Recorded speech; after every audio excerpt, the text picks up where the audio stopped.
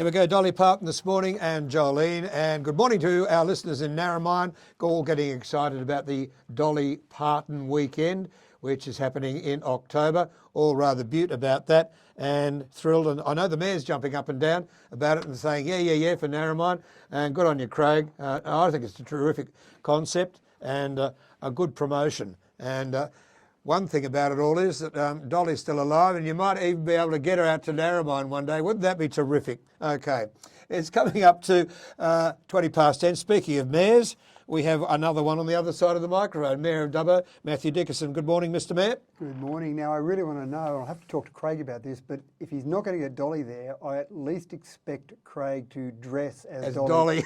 We know that Ken Keith dresses as Elvis when the Elvis Festival's on over in Park. Yes. So I think it's only appropriate that Craig would dress up as Dolly. We'll have to have a talk to him about that. Okay. The Tony Kelly petition, I was very impressed with a former director, Ken Rogers' letter regarding Tony Kelly and just naming the grandstand. He said it's a very second-rate thing. We should name the whole precinct Tony Kelly. He's a great general manager, lovely bloke. I made friends with him after a while. We had some stand-up arguments. Oh, we really did as a councillor. But no, Tony and I honestly got on very well together.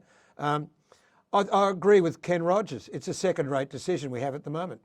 Well, it's interesting, and I won't talk about my opinion on it because it's still going through a process at council, so I don't want to try and influence council or councillors in any of that decision-making process. But the process obviously started maybe a year ago, maybe a year and a half ago with the last council, and unfortunately I think they made a mistake. They wanted to rename Number 1 Oval to Tony Kelly Oval, but they sent it off to the Geographical Names Board. I don't think they needed to do that. Unfortunately then, when they sent it off to the Geographical Names Board, they came back and said, no, you can't rename it. Once they'd done that, then it really, in my opinion, backed council into a corner. If we then went and just said, okay, we'll just name that oval after Tony Kelly, then we've gone directly against a state government board in being the Geo Names Board. Good.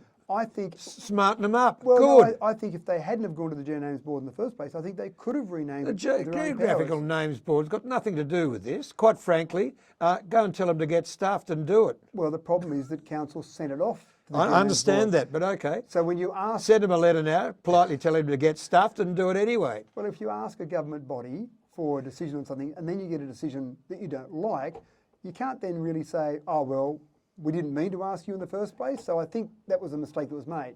So then when we come forward to this council in discussions that we've had already about it, basically said, well, if the Geo Names Board said no, who are we to say yes? Yeah, the Dubbo Regional Council.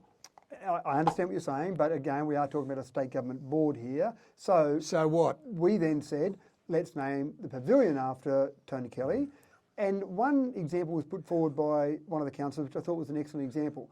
They said, look at the SCG. The SCG has been named the SCG, or Sydney Cricket Ground, for a long time.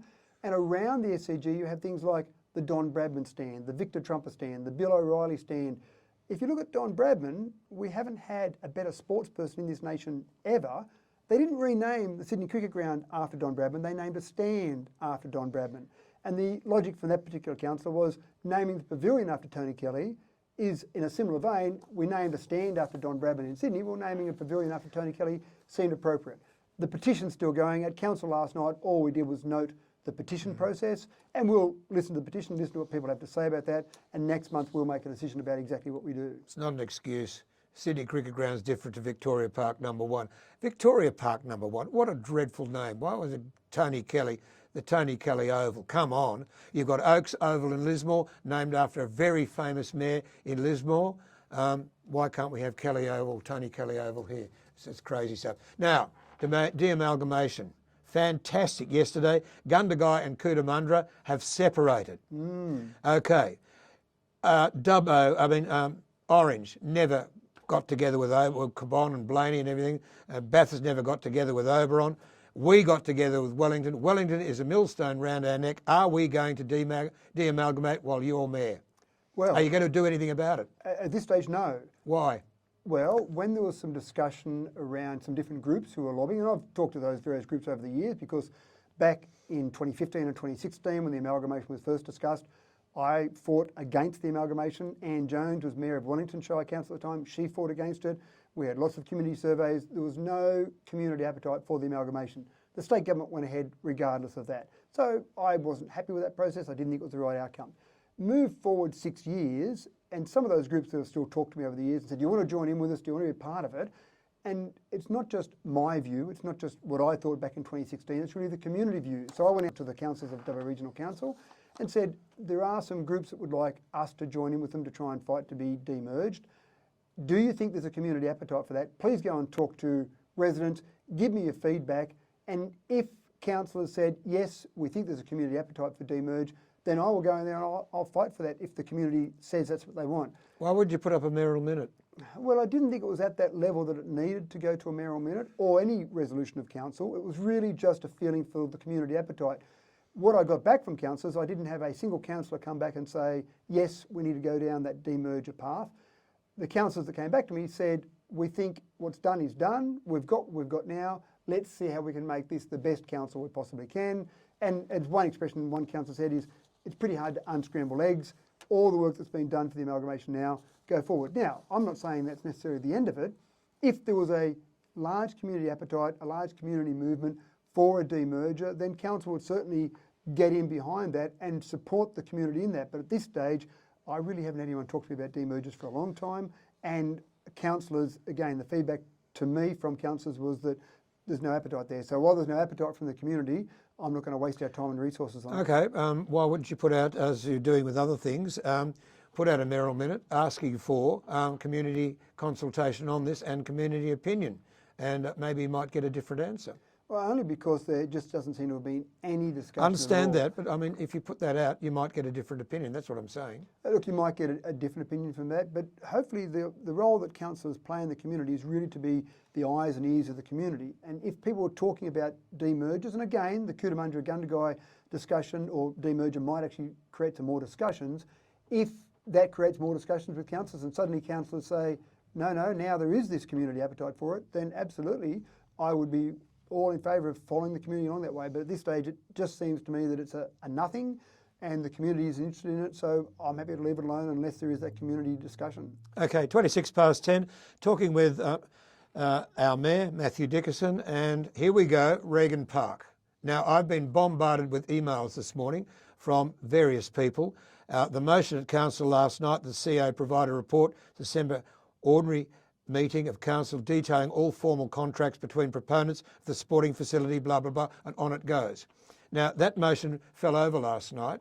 Well, that was never a motion of council. No, exactly what and I want you to explain that. Sure. So, in the committee meetings 2 weeks ago, the committee meetings, standing committee meetings, are committees that have no power at council. They have recommendations only. Now, often information is fed through to committees so that there's a chance for the community and councillors to look at information, review that, and even make presentations at committee meetings where it's less formal than a council meeting. But decisions aren't made at committee meetings. That's exactly right. Decisions are made at council meetings, and they are resolutions of council. So what you mentioned there was not a motion of council, not a resolution of council. It was a recommendation from a committee meeting that then fed through to the council meeting. The original recommendation from the committee meeting was that there was a report from the director, and that report basically laid out all the information, all the background and history of Regan Park way back to 2004, and it was really just for notation to inform the community. Now, that recommendation that came forward was as a result of discussion at the committees. When we got to council, there have been 2 weeks for councillors to consider that position, look at that position, and then councillors, the majority of councillors, again, we're talking about a council resolution here, council resolved just to note the report and really provide that information to the community, because there's been lots of discussion in the community with lots of things that are inaccurate, misinformation, incorrect. Here's the information from council in a report that lays out the entire process in a fairly simple form so people can see exactly the information. So I'd encourage anyone that's interested in Regan Park to go and grab that information in the report, in our business papers, and read that information from beginning to end, and that lays out everything. But the most important part with all, Richard, is that we are in the middle, maybe even towards the beginning of this process, around an entirely new master plan, and that's the critical part here. Indeed. All right, so where does St John's and this is what seems to me to be these petitioners. People are running a petition, and I spoke to people running the petition last Saturday and said, what you've said now, and they've been jumping up and down ever since. Where does St John's stand in all this? I mean, you're being accused of being secretive, you're being accused of supporting St John's themselves with these playing fields. People are saying this is outrageous, etc., etc. Can we clear that up? So it's never nice to have someone call you a liar or not trust you. And so all the people that have got... Or secretive. You've been accused of being secretive. Correct. And so all of those things there you talk about, Richard, all I would say to people is provide the evidence for all of these things that are supposedly being done by not just myself, because remember, I don't really have any power on council. The only power that I have on council is to put my hand up as one vote of 10. So if I'd done some amazing secretive deals behind the scenes with St John's or any organisation or any lobbyist, any developer, anyone, then it's not much use because you need 6 votes on council to get anything to happen. So you need to have a secret deal, if you're going to have a secret deal, with 6 councillors, not just 1 councillor, which makes it then effectively the community is accusing at least 6 councillors of being dishonest or corrupt or lying because they've all got a secret deal because that's the only way it would go through council. All right, people are jumping up and down about the rescission of the 2018 proposal put forward by Shields at the time, Mayor Shields at the time, and McMahon, CEO McMahon, the rescission of that, and because that apparently had a reserved for environmental purposes only. Incorrect. So there was a rescission. You remember the 2013 plan, I do, yeah, the I Regan do. Park plan? Of course I do. And I think it was a great plan at the was. time. As you move forward then, for whatever reason, council resolved, again, majority of councillors, it's a council resolution, in June 2018 to rescind that entire master plan. So that master plan was then wiped. It wasn't a current master plan any longer. They didn't replace it with a plan. What they did say is that we should do tree planting in the area, which I wouldn't really call a plan. And I also wouldn't call it an environmental, set aside for any environmental purposes. Some people said it was rezoned. It wasn't rezoned. It was the zoning hadn't changed at all, hasn't changed since 2011. So there was some tree planting recommended as part of that resolution. Jump forward to February 21, and that's when St John's suddenly jumped into the picture. And I think the mistake that was made there by council, again, it was a council resolution to potentially develop 10 hectares of land for St John's with some money they were chasing from the state government, $1 million from the state government. Then I think the mistake that was made there was that was done with zero public consultation. And I know from my experience in council, one of the most important things you can do is actually have conversations with the community. Make sure the community is informed about what you're doing and get their feedback. Now, you can't satisfy everyone in the community, but you can give people the opportunity to give you that feedback, and that didn't happen in February 21. All right, so you've got master planners looking at the situation at the moment, consultants looking at the situation at the moment. What happens? What happens from now on with Regan Park? What are you going to do? Okay, so January this year, new council came along. First thing they did, there were a number of notices of motion. One of the first notices of motion was, let's go out and wipe the slate clean and start again with Regan Park. And in February this year, we allocated $140,000 for that master planning process.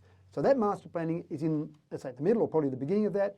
We've got master planners in there. We've got architects in there. They're out there looking at that. They're consulting the community. There'll be more consultations to come. Some people have said, oh, well, I wasn't consulted. Well, no, there are multiple opportunities for consultation. And so once all those consultations finish, then we'll have a conceptual master plan in draft format, and that's critical. That will then go to councillors. Councillors will then go through a meeting where it will be put out on public consultation, a draft conceptual master plan for feedback and commentary from the community. Once that goes a step further than that, that will then be refined from the feedback we get from the community from that concept plan. That'll be refined further for another draft master plan, and then eventually, sometime next year, there'll be a new master plan approved by councillors at a vote of council with 10 councillors in the room putting their hands up which way they're voting on this particular plan to then resolve a new master plan. So what have you got to say to those people who are running a petition at the moment saying save Regan Park? I'm not actually sure what they're saving it from. And that's where I suppose... What are you going to say? What are you going to say? What are you saying to them? Well, that's exactly it. I don't know what they're saving Regan Park from, because at the moment we've got a blank sheet of paper. So you're saving it from a blank sheet of paper? I'm not sure. So I love when people get involved in petitions. I love when people get involved in public consultation, but it also needs to make sense. And what I've said to a lot of people is, I don't want to have people burn out with public consultation, burn out with Regan Park consultation. Wait until there's a plan. Wait until there's something to protest against. At the moment, you're protesting against a blank sheet of paper that says nothing on it. And keep in mind that all things are possible. So, see, people have said to me, is St John's definitely off the table? No. Is environmental purposes off the table? No.